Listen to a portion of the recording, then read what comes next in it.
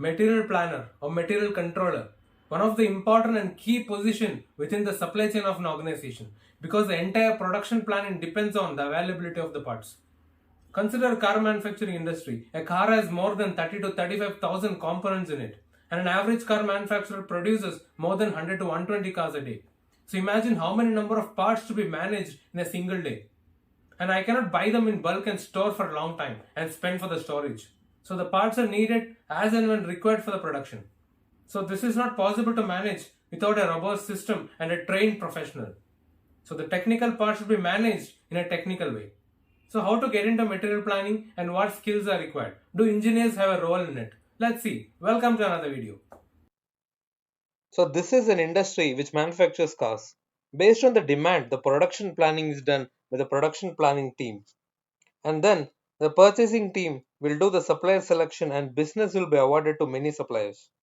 And once the sign off of the agreements and series purchase order, or sometimes called as blanket order, is placed, it's the duty of the material planning team to take over the regular supplies.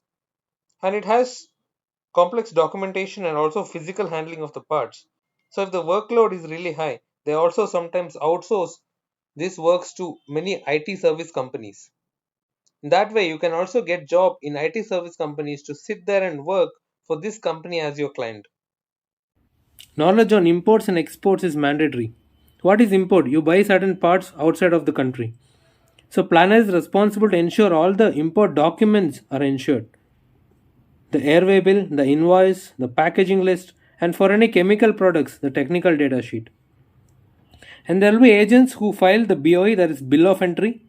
It will have all the information, the value of the shipment, the quantity, exchange rate, everything related to the shipment. BOE should be filed within 24 hours. You should have good knowledge on SAP. SAP is vast. You should know major areas like MRP 1234, EDI planning, important codes like MD04, MB51, and purchase request creation, which is ME51N. You should know the Incoterms. Incoterms are international commercial terms that defines the nature of your shipment, who will pay, and who will clear the customs, who holds the risk, and at what point of time the risk and the cost to be transferred from the seller to the buyer.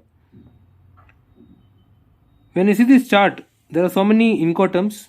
For example, when you see X works, the first, the orange line shows the buyer has more responsibility. That means we should go and pick the shipment from the supplier. While you see the DDP, the delivery duty paid, the seller is responsible to ensure everything and deliver the goods to our plant. So when you see other Incoterms, it defines the shipment responsibility, risk and cost. Interpersonal skill is very important. You will have to deal with multiple stakeholders within the organization and outside the organization. Say for example, if there is a sudden increase in the customer demand, the production planning team will come to you. So you will have to in turn convince the purchasing team, the supplier and the warehouse management team to take up this quick change and ensure the availability of the parts. You should be good in numbers. At any given point of time, you should know the stock levels, demands and the planned shipments.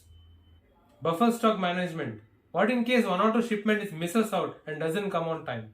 You should have an alternate and enough buffer planning in place. You need to keep good business relation with supplier at different levels.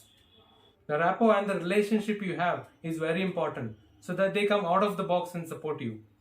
The regular standard way of working will not work out in the material planning. You should ensure the payments to the suppliers are settled on time.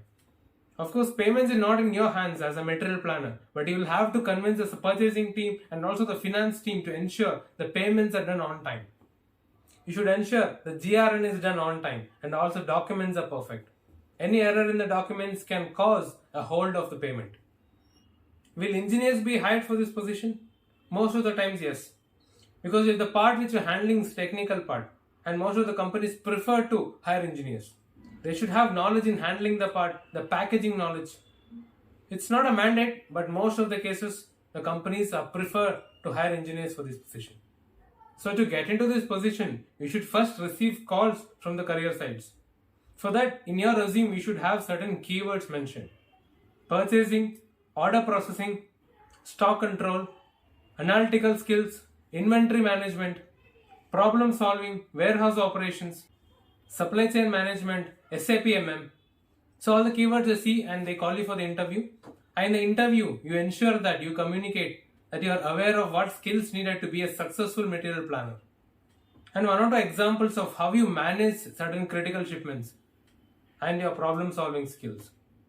If you're watching this video without subscribing, I request you to please subscribe and then forward it to your friends and colleagues. And please ask your questions and feedback in the comment box. Thank you.